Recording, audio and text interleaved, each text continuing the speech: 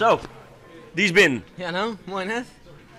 Dit is toch het mooiste ooit was mij maken, denk ik, of nee? Ja, nee, zeker. Ik ben echt heel blij mee dat het nou gewoon lukte, Joet. Dus het begon in het begin ging het een beetje gelukt natuurlijk, maar in de hele finale viel ik heel sterk. En ik toch echt een grote kans maken om de finale gewoon te halen.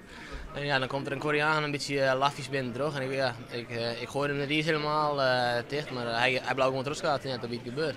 Ja. Nou, dan even naar die finale, want uiteindelijk pakt hij brons en medaille. Hoe was die beleefd en hoe verroen die race? Nou, in het begin ben ik net helemaal. Ik maak nog een liedfoutje dat ik nog krijg even van trein en eens naar 4 ging. En daar baal ik zelf wel een beetje van, want dan zit je mooi op trein en dan kun je er nog voor gaan. No? En dan heeft daarna gewoon die Koreaan, die Chinees natuurlijk een beetje link binnen terug. En toen denk ik, nou dit is mijn kans, die heb ik met Futtendaal gepakt. En daar ben ik echt heel erg blij mee. Toen we uiteindelijk heb ik er alles aan dienen om opnieuw nog het hele te eindigen en sowieso die tweede plak vast te houden. Ja, en dat is dan slagen.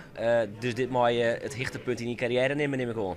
Nou, dat weet je net, hè? We werden dus nou is dit zeker mijn hichtepunt in mijn carrière, ja zeker. Maar we hebben nog 12 shottrackdagen en daar zal het best ik nog zeker van. Ja, ik had het idee dat hij bloedvorm is intussen. Ja, nou, zeker, dat weer goed, maar de eerste dag woont het helemaal vlot, hè? Nee.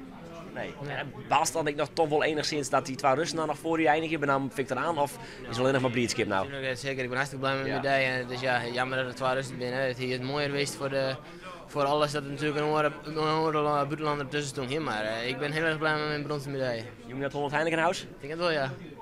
Geniet ervan, jongen. Ja, dankjewel.